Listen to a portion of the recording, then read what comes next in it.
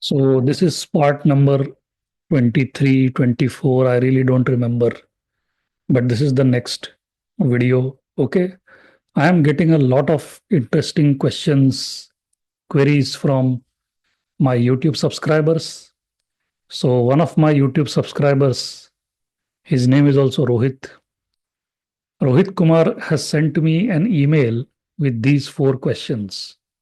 Very interesting questions, intelligent questions. So I thought, why not discuss this in the next part of this positional trading multi-part video series. Okay, so let's look at the first question. Can we enter a position even though the breakout point is with low volume from pivot or buy point? Now, let me explain this question. There is some confusion in this. What I understand from this question is he's talking about the pivot point and the buy point. That means he's talking about the daily time frame as well as the weekly time frame. Remember what I had taught you?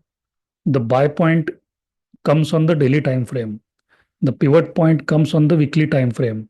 So in this multi-part positional trading video series, we are only discussing weekly time frame chart. Okay. So in that case, the pivot point is applicable. But the question is relevant for both the daily time frame trading and positional weekly time frame trading. So whatever be the pivot or the breakout point, if the stock is breaking out on low volume, this is what I understand, then should we take a position or not?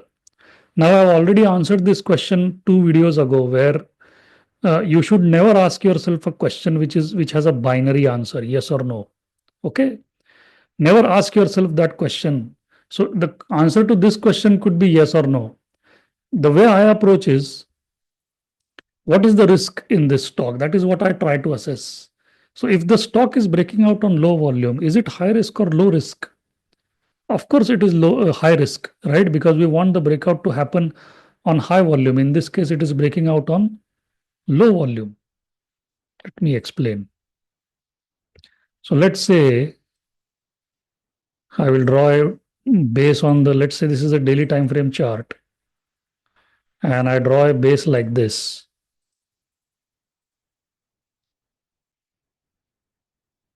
Perfect Mark Minervini style base on the daily time frame chart. Okay, something like this. And the buy point and the latest closing price are in the green zone. So we draw a yellow line here, correct? And we draw another yellow line here, correct?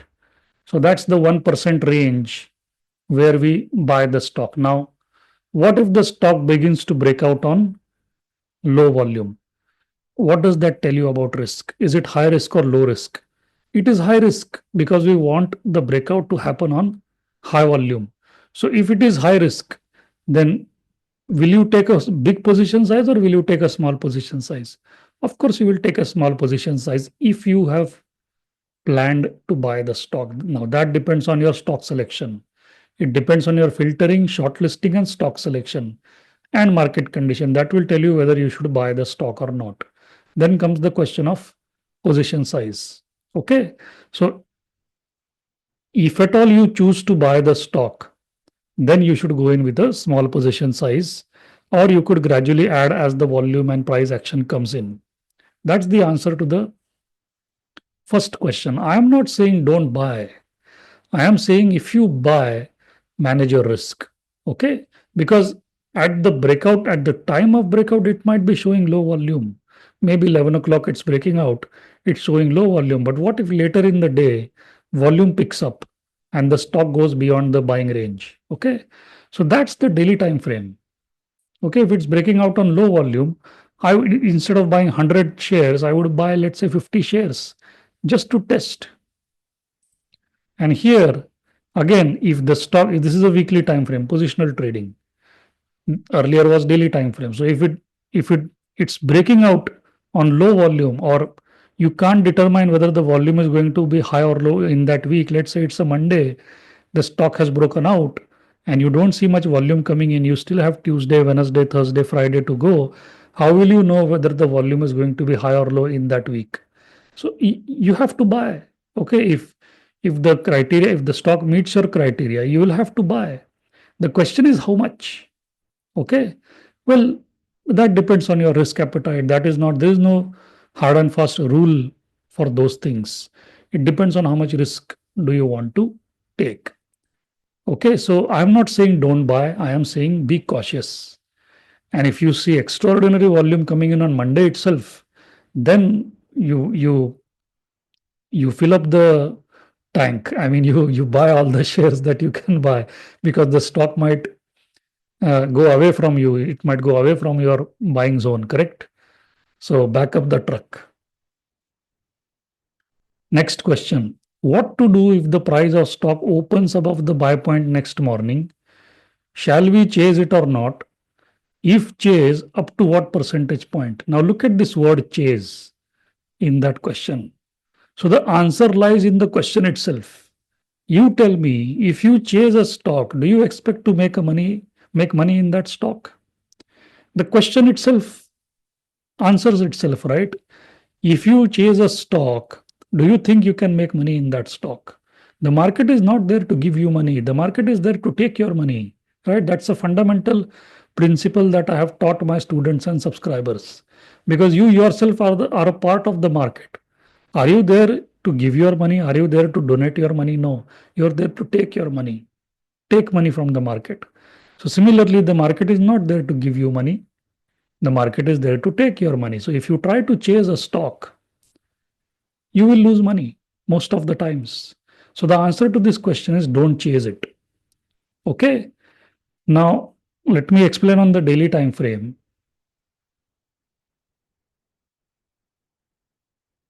So, here, let's say the price opens inside the yellow zone, or the price opens above the yellow band. If it opens above the yellow band, anyways, I'm not going to buy the stock. It's too extended, right? If it opens inside the yellow band, which means it is opening above the buy point is on the daily time frame. Now, since it is opening above the buy point early morning, right? What does that do to your risk? It increases your risk, right? Because if you buy there early morning and during the course of the day it starts to fall, you begin to lose money. So there is risk. So, which means if you plan to buy a stock which opens inside that yellow band, you should be going in with a small position size and a tight stop loss, correct? To control your risk. If you put your entire position, like you want to take a 10% position size, you put entire 10% position size the moment the stock opens above the pivot point. God help you. I don't have a prayer for you, because you do not have an understanding of risk. Okay. So the stock might open early morning above the pivot point or the buy point, but it could begin to fall. So if you plan to buy 100 shares, go in with 50 or maybe 20, 25. Don't buy all. Check how the stock is behaving. If the price and volume is coming in, then add on to more shares. Now, in the daily time frame chart, doing that is difficult because you only have 1% buying range. Okay, it's extremely difficult to do that on the daily time frame chart. Sometimes I would put my entire 10% position, but I would watch it like a hawk.